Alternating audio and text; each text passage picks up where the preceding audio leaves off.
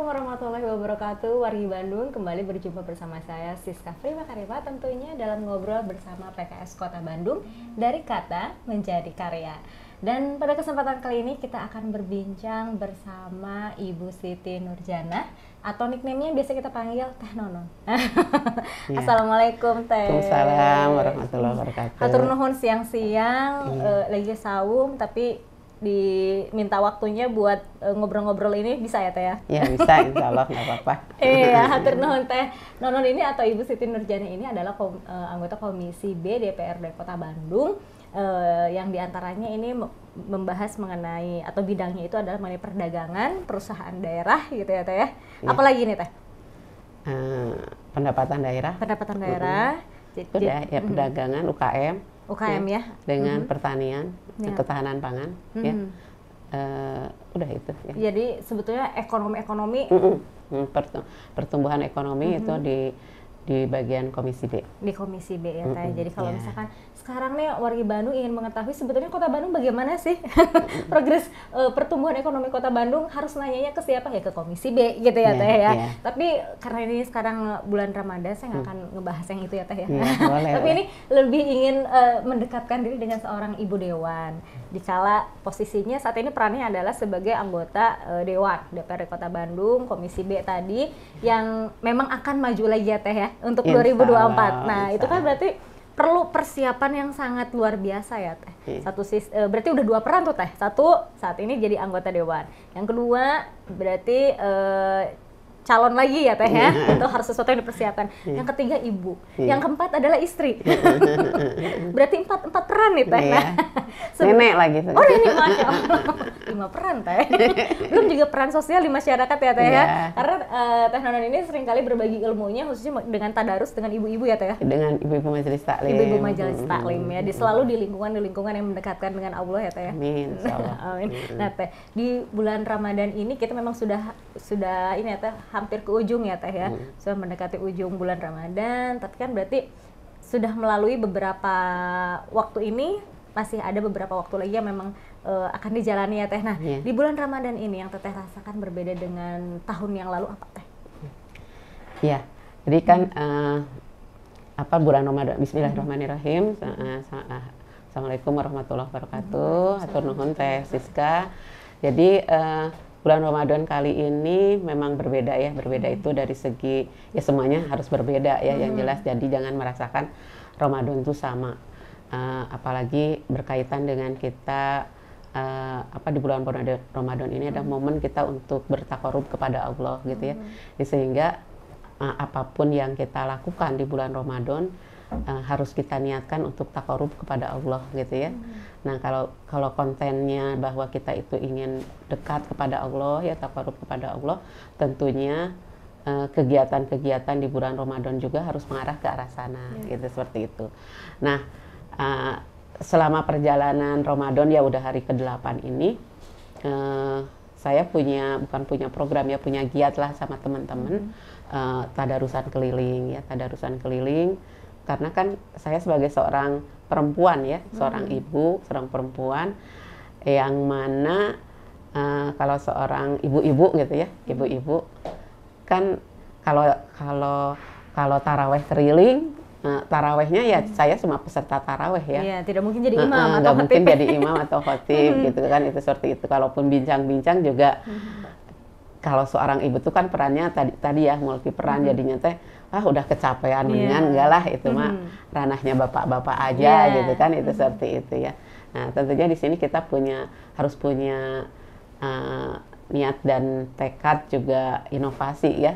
Kenapa tidak kita juga tetap tarling ya, tapi tadarusan keliling gitu ya, tadarusan keliling. Nah dari satu masjid ke masjid, yang alhamdulillah respon dari masyarakat cukup baik gitu ya. Malahan menunggu karena ini udah tahun kedua sebetulnya dijalankan kegiatan ya. Seperti ini. Ya, tadarusan keliling ini udah tahun kedua. Alhamdulillah. Jadi kalau saya sendiri kegiatan Ramadan ini dimulai dari subuh ya. Dari subuh saya sholat berjamaah di masjid. Setelah itu tadarusan sama ibu-ibu di kompleks saya, karena saya juga sebagai ketua majelis taklim ya, uswatun hasanah di kompleks saya gitu ya. Jadi Nah, saya memimpin dulu pengajian di situ, membuka, terus kita satu keliling lah minimal dengan ibu-ibu di masjid, tadarusan gitu, seperti itu. Setelah itu kalau memang ada jadwal yang harus jadwalnya itu jam 6 gitu ya, jam 6 udah ada tadarusan, atau mereka juga di masjidnya itu udah dari ibadah subuh melakukan tadarusan, saya datang jam 6 gitu ya, saya datang jam 6 sehingga saya setengah 6 atau 6 kurang seperempat sudah izin ya dari masjid yang dekat rumah. Setelah itu saya sama tim berangkat ke dari satu masjid ke masjid yang lain.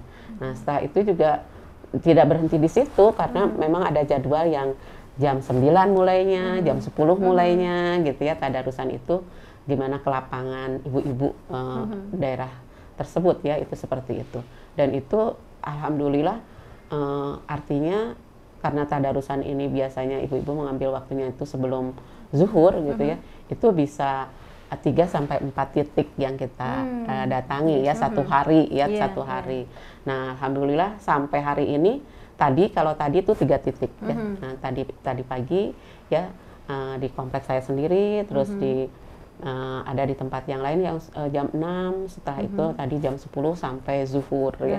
Sampai zuhur itu nah hampirlah ritmenya, dinamikanya seperti itu kita lakukan. Dan Masya Allah jadi kita tahu bahwa yang memakmurkan masjid itu kontribusi dari perempuan itu sangat banyak ya. The power of emak-emak itu betul nyata ya, nggak hanya di lapangan di mana ya pelaku ekonomi atau apa gitu ya, UKM, usaha mikro. Kalau usaha mikro, usaha UKM kan banyak juga itu emak-emak ya. Di situ berasa banget, tetapi ternyata Masya Allah gitu ya, di masjid juga yang memakmurkan masjid itu sebagian besar adalah ibu-ibu gitu ya. Jadi kesertaan ya, peserta tadarusan itu dari mulai yang 4L ada Teh Siska, jangan salah gitu ya. 4L tuh apa? Lu lagi. Ya, jadi kayak main catur. Nanti beliau itu ada lagi terus di setiap masjid gitu. Enggak, maksudnya tuh jadi cuma tadarusan itu cuma berempat gitu ya. Tapi saya dengan senang hati, saya nggak pernah milih misalnya tuh, kalau saya datang harus banyak, enggak gitu ya. Itu seperti itu.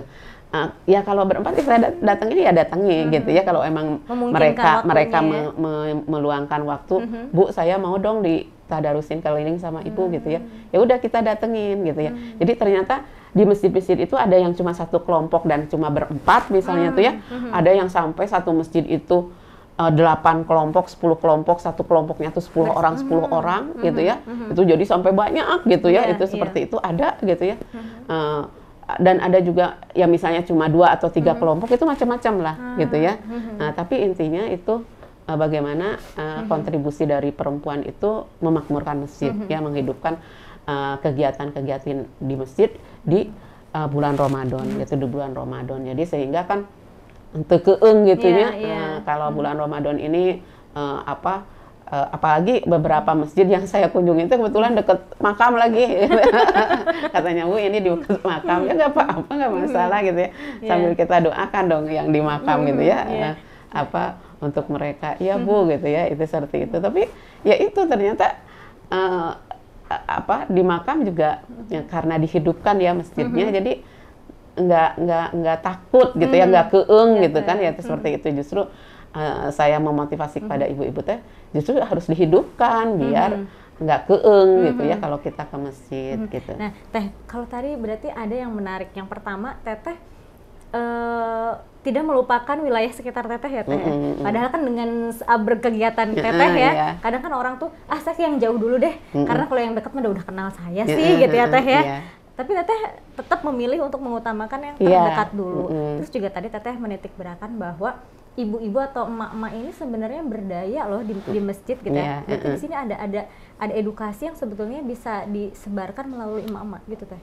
Iya, bisa, bisa. Jadi ya tadi saya memang mengutamakan ya Bismillah ya, kecuali kata saya udah dari awal mengatakan kecuali kalau saya tugas keluar kota, saya lagi tugas dinas luar, punten mungkin 2 atau 3 hari saya absen dulu gitu ya. Tapi selama saya tugasnya masih di dalam kota, ya rapat-rapat di di kantor gitu ya. Berarti kan subuhnya ada ya saya gitu, dari subuh udah ada di rumah. Berarti saya insya Allah akan tetap ke tadarusan dulu dengan ibu-ibu di masjid ya.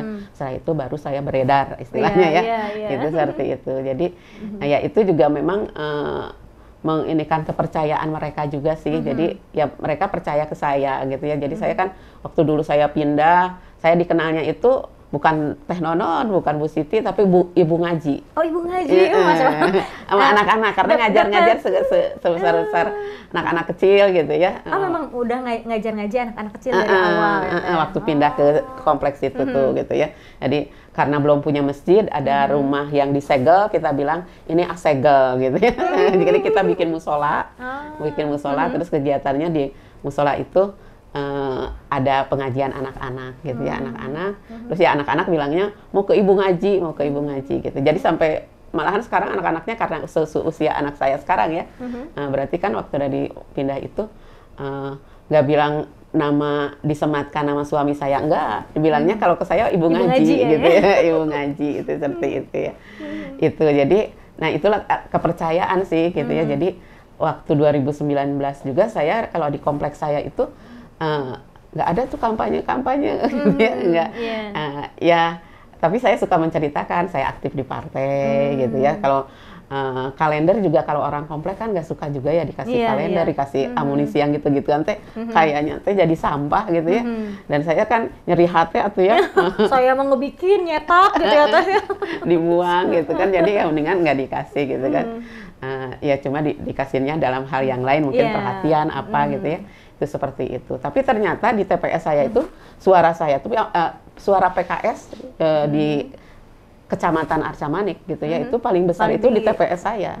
Gitu karena ya. memang mengenal sosok Teh Nononi ini, sosok Ibu Siti Nurjani. Iya bisa jadi gitu ya, itu seperti itu. Jadi walaupun nggak semuanya milih saya ya, tapi suara PKS-nya itu gitu ya terbanyak. Sehingga kan kalau di Arca Manik itu waktu itu ada reward lah dari DPC untuk saksi yang di TPS yang suara PKS-nya terbanyak. Nah, kebetulan saksinya anak saya lagi, jadi yang dapetnya anak saya juga.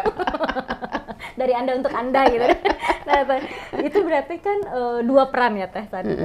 Peran sebagai makhluk sosialnya ya Teh ya, yang Teteh sebagai yang bersosialisasi dengan masyarakat sudah diakui oleh masyarakat ya Teh. Nah, ini sebagai ibu nih, kan Teteh tadi rutinitas dalam setiap hari rata-rata 1-4 kegiatan ya Teh ya, minimalnya 3 kegiatan dalam sehari. Kalau anak saya tuh udah protes ya Teh. Kalau Teteh pernah nggak sih diprotes anak yang sampai mereka tuh ya saking protesnya, ayo Umi ini kenapa sih keluar terus atau gimana? Ada nggak sih cerita? Dulu. Kalau dulu iya, karena kalau sekarang kan udah pada besar ya, jadi nggak terlalu gitu. Terus kalau sekarang juga dipermudahnya ada GoFood, ada apa gitu ya, jadi nggak terlalu menuntut ke kita gitu ya, itu seperti itu. Kalau dulu iya, jadi sehingga pas misalnya ya kebetulan kan anak saya sekolahnya di SDIT ya, nah SDIT itu otomatis kan teman-teman anak saya juga disekolahkan di situ gitu ya, jadi anak-anaknya teman saya di situ juga gitu kan ya. Nah tatkala ada ibunya yang sama dicalonkan sama saya tuh mereka anak saya tuh ini black campaign. Nah, katanya tuh gak enak loh kalau ibu jadi caleg itu nanti ditinggalin terus. itu yang cerita ibunya anaknya gitu ya ke saya gitu ya. Teh Nonon ini gini gitu ya. Itu Sarah tuh ngomong gini sama Yasmin gitu ya. Katanya nggak enak gitu ya. Nanti apalagi kalau jadi nanti ditinggal karena waktu itu memang ya itulah seperti itu ya, kecil gitu ya, itu seperti itu. Jadi ya cuma enaknya cuma dapat oleh-oleh aja itu gitu ya. Kalau pas pergi gitu ya. Kalau pas pergi enaknya cuma dapat oleh-oleh aja. Lalu apa yang Teteh lakukan untuk meyakinkan anak sampai akhirnya sekarang malah mendukung Teteh kan? Alamiah sih ya Teh ya. Maksudnya Teh saya tipenya bukan orang yang suka memaksa ke anak gitu ya. Kalau masalah yang lain juga misalnya masalah pembinaan atau apa-apa juga bukan yang maksa gitu ya, ya cuma diajak ngobrol aja gitu kan, itu seperti itu. Terusnya tuh alamiah, kalau saya sih lebih ke sifatnya ke alamiah ya, cuma mengingatkan terus ya, tapi mengingatkannya lebih ke sifat kewajiban-kewajiban yang harus dia lakukan, misalnya sholatnya gitu ya, ya kesehariannya, misalnya dalam hal berpakaiannya saya suka mengingatkan juga ya. gitu, ngontrol gitu ya, jangan pakai itu atuh teh ini gitu ya, itu suka gitu. Tapi kalau hal-hal yang lainnya saya cenderungnya nggak ini sih, nggak, ya terserah aja gitu. Itu juga maksudnya pakaian juga kalau misalnya kan anak saya perempuan semua gitu ya, jadi misalnya teh atuh lah teh perempuan mah tuh gimana gitu kan ya, itu gitu lebih seperti itu sih gitu ya. Ada juga yang protes anak saya yang tatkala dia disuruh ganti karena mau kuliah, kan kalau SMA rok biasa ada seragam gitunya. Hari kuliah mah kan bebas, dia tuh mau pakai celana panjang, saya tuh nggak boleh gitu ya. Kan kalau pakai celana panjang berarti roknya harus panjang segini, gitu ya. Itu dia ke kamar lagi tuh sambil nangis gitu, pokoknya gitu ya. Rasa ini itu gitu, nggak tahu teman-teman aku tuh ada yang pakai lepong apa gitu di kampus aku tuh gitu ya, heterogen banget, ini tuh aku tuh udah paling bagus gitu ya. Itu seperti itu aku pertama kuliah, anak yang pertama tuh itu gitu ya. Terus ngobrolnya sama anak yang kedua gitu ya, Sumi gini, terus nanti aku gimana dong, kata anak kedua tuh gitu ya. Tapi masalah gitu juga ya udah biarin aja, tugas saya kan mengingatkan ya. Nah seiring jalan ternyata mereka ya biasa aja ya, akhirnya misalnya tuh ya kawas kaki parebut tuh Umina, pas Umina rek pakai kemana, kerudung gitu ya, kadang-kadang ya yang sesuai dengan fashionnya mereka juga.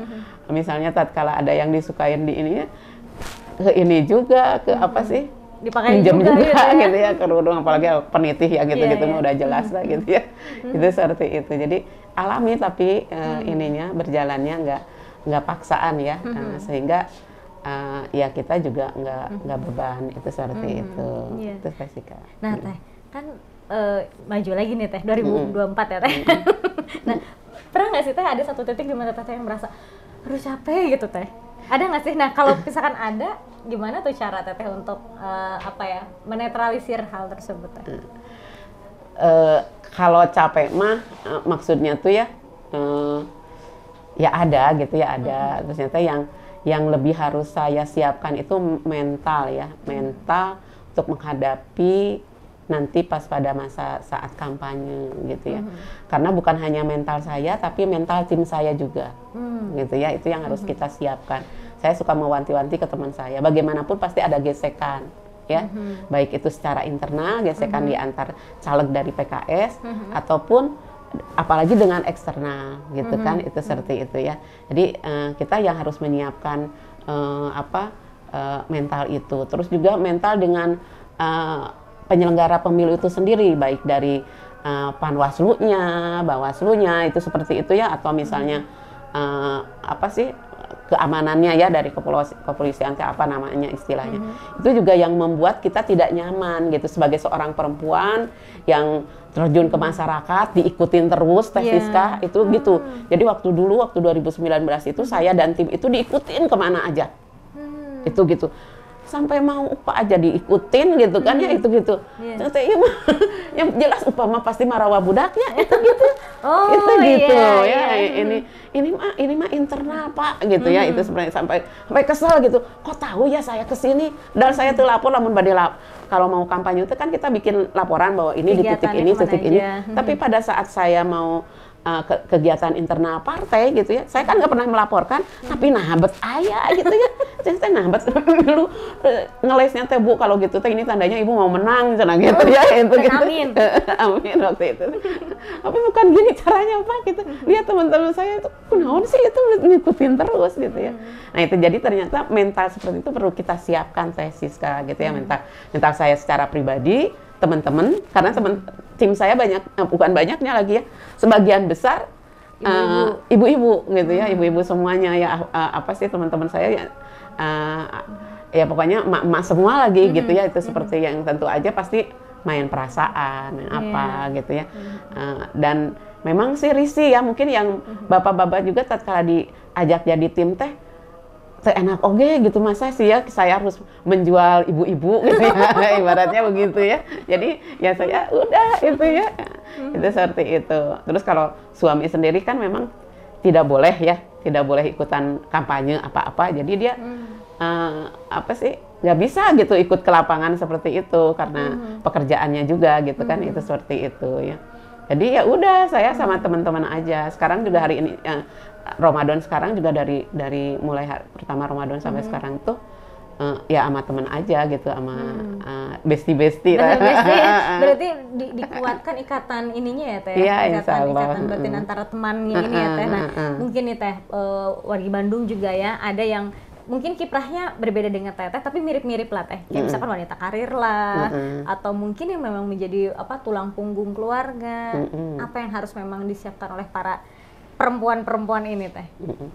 Ya, jadi kembali ya bahwa tatkala kita meninggalkan atau mempunyai peran-peran lebih ya, yang menguras tenaga, menguras pikiran, menguras waktu gitu ya, itu seperti itu, tentu saja apa sih ya, yang menggenggam hati kita kan hanya Allah ya. Nah, jadi kita harus lapornya sama Allah, kalau saya bahasanya ya, saya harus lapor dulu sama Allah untuk kegiatan hari ini gitu kan, itu seperti itu. Artinya penguatan ruhiyah yang harus kita siapkan gitu ya.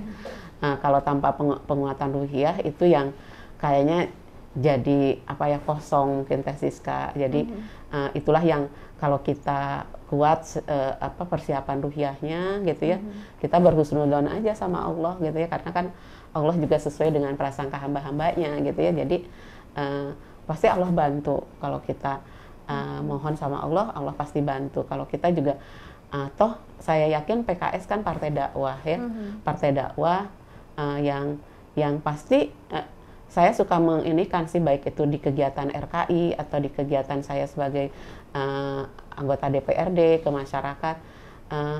Apakah di PKS itu selalu mengajak berpolitik? Tidak kan gitu ya, lebih pada mengajak kepada pemberdayaan ya? Iya, kebenaran gitu ya, mengajak untuk berbuat baik, beramal soleh kan gitu ya, itu seperti itu. Kalau perempuan bagaimana skillnya ditambahkan, itu seperti itu ya. Dan tentunya di masyarakat juga kalau kita lihat RKI aja, kalau tanpa penguatan ruhiyah juga sebetulnya mereka nggak akan betah gitu Teh, berlama-lama dengan kita ya apa.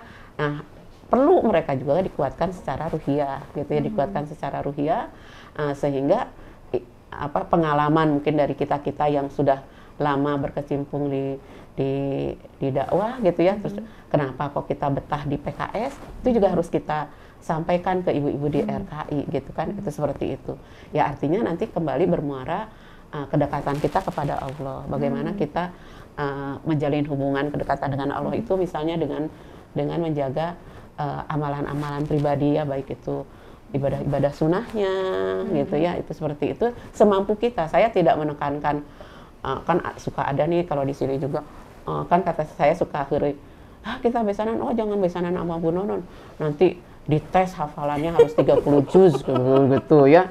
Udah mundur duluan ya. Itu gitu. Padahal pada reaksi ya saya gitu ya, ke ini enggak, saya menyampaikan bahwa menjalankan sunnah semampu kita gitu ya, tapi minimal harus ada yang dikojokin, kalau bahasa Sunda namanya ada gitu target ya. Kayak sekarang Ramadan kan semua dilipat gandakan, pengennya semua dikerjain ya, tapi tuh mampu rantai gitu ya, nggak mampu ya kalau semuanya kita kerjakan. Tapi kan harus ada yang apa sih yang bisa saya terus tekuni gitu ya, mau ngejar duhanya kah, mau ngejar tahajudnya kah, mau ngejar sedekahnya, apa mau ngejar tilawahnya gitu ya, atau hafalannya, itu terserah. Tapi nggak bisa semuanya pengen gitu ya. Kita lakukan semuanya gitu ya. Karena keterbatasan manusia. Keterbatasan gitu ya. Jadi semampu kita untuk yang itu tuh jadi jalan kita dekat sama Allah gitu. Itu seperti itu. Dan insya Allah kalau kita berusaha dekat dengan Allah, ya kan kata Allah, kalau kamu melangkah satu langkah, Allah 2 langkah ke kamu gitu kan ya, lebih banyak lagi. Kamu sedepa, aku 2 depa terus gitu ya. Jadi artinya mendekat dengan Allah teh semakin kita dekat-dekat, Allah Allah tuh akan semakin lebih dekat lagi, melebihi kita, gitu kan, itu seperti itu. Iya, tapi terkadang manusianya yang terlalu sombong ya Teh ya? Iya betul. Terlalu Iya. sombong buat ngedekat dengan Allah. Terlalu sombong dan pelupa. Ya pelupa, misalnya tatkala kita berdoa memohon sama Allah ABCD, sebetulnya ABCD udah dikabulkan sama Allah, tapi kita lupa, merasa belum dikabulkan gitu ya, merasa belum, Allah teh kok kapan sih doa saya dikabulkan, kufur gitu ya. nikmat lah akhirnya, gitu ya, Teh ya? Itu gitu. Jadi akhirnya kan dari situ kita kalau bahasa dakwah tuh futur gitu ya. Akhirnya kita jadi mundur dari aktivitas-aktivitas keagamaan ya, pemenuhan ruhiyah, karena merasa saya udah berusaha gini-gini kok gini aja. Padahal boleh jadi yang dia jalankan itu adalah doa-doa dia gitu ya, atau doa-doa sekumpulan orang gitu. Memang dia nggak sadar gitu. Itu seperti itu. Coba kalau kita menjadi bahwa semuanya ini yang kita lakukan ini karena doa-doa kita, mungkin yang lalu-lalu doanya, bukan hanya doa hari ini. Kan kita mah pengennya poktorolong, ya malam berdoa, pagi-pagi harus sudah dikabulkan, gitu kan. Nah, padahal enggak kan, itu proses, gitu kan, itu seperti itu. Nah itu mungkin kalau saya lebih sering mengingatkan ke ibu-ibu juga, di majelis taklim, itu seperti itu, bahwa ada proses bahwa kita pelupa bahwa Allah itu sayang sama kita, sayang mengabulkan setiap permohonan kita, cuma kita pelupa gitu, pelupa doa nu mana nya nu eta teh dikumpulkeun teh. Karena terlalu banyak doa mungkin ya Teh. Terlalu banyak minta juga gitu ya. Itu seperti itu Teh Siska. Nah Teteh, berarti kalau saya melihat dari sosok Teteh ya, Teteh ini adalah wanita yang, kan memang wanita tuh multitasking ya Teh. Iya, masak aja kan biasanya sambil masak, sambil cuci piring apa ya. Nah berarti menurut Teteh tidak ada yang tidak mungkin ya seorang perempuan dengan berbagai peranannya tadi Teh. Ya, itu perlu kerjasama juga Teh Siska dengan misalnya mitra kita di rumah, suami, anak-anak ya. Itu seperti itu juga memang harus dikomunikasikan yang jelas. Jadi kalau sama suami jangan hanya sekedar pengen dipahami gitu kan ya. Istilahnya saya kan anggota dewan, kan Abi dulu juga ngizinin saya, ya udahlah, tanpa harus minta izin lagi, ngasih tahu lagi kegiatan saya gini-gini. Ternyata itu tuh harus dikomunikasikan ke suami itu, Abi, Bapak, Ibu, misalnya ya, ayah atau siapalah gitu ya. Nah, besok saya ini gitu ya. Jadi harus detail ternyata kalau sama laki-laki itu gitu ya, harus detail diomongkan, dikomunikasikan gitu ya. Iya, menjaga komunikasi itu penting gitu ya, itu seperti itu. Nah, kalau misalnya ya saya lupa lah ngomong terus tiba-tiba saya ke suami saya, Ami kenapa gini? Lah, kapan gitu kan? Itu gitu. Jadi intinya nggak masalah saya sebagai perannya sebagai anggota dewan. Pada saat saya nggak jadi anggota dewan juga, kalau nggak dikomunikasikan tuh pasti jadi nggak ada titik temu. Kan dalam surat Wal Asri itu ya, watawasobil haq, watawasobil sob gitu kan ya. Nah, tawasobil haq, tawasobil sob itu ada titik temu. Nah, saling menasehati, saling dalam hak kesabaran dan kebenaran gitu ya. Itu tuh ada titik temu, kenapa tawasobil haq, tawasobil sob itu gitu ya. Titik temu kalau kita sama suami pasti ada titik temunya, asal ada komunikasi kan. Tawasobil haq, tawasobil sob itu komunikasi kan. Gitu ya. Saling mengingatkan kan. Jadi ada interaksi antara dua orang minimal ya. Itu seperti itu. Kalau enggak itu pasti jadi saling menjauh Teh. Dan itu juga mungkin yang Teteh terapkan untuk peranan Teteh sebagai wakil rakyat ya Teh ya. Harus ada titik temu dengan rakyat kan? Iya betul. Iya seperti itu. Itu dijalin mungkin dengan apa yang Teteh lakukan selama ini, misalnya dengan mengunjungi masyarakat. Iya, kalau bahasa sekarang PKS itu menyapa ya, menyapa masyarakat, menyapa konstituen, gitu seperti itu. Itu memang harus dilakukan Teh, itu seperti itu. Ya kalau anggota dewan sih mungkin difasilitasinya ada reses ya, banyak hal gitu bisa dilakukan. Tapi sebagai yang lainnya juga bisa gitu ya, nggak harus nunggu reses gitu kita menyapa masyarakat gitu. Gitu. Baik Teteh, terima kasih sekali untuk perbincangan singkat kita. Tapi kayaknya kalau dibikin 2 jam boleh ya Teh? Kapan-kapan ya Teh ya? Iya boleh. Baik Teteh, semoga di sisa-sisa Ramadan ini Teteh semakin sehat, Amin. Insyaallah. Semakin berkah ya Teh ya. Amin, amin. Itu juga untuk kita semua yang ada di Kota Bandung tentunya Teh ya. Ya.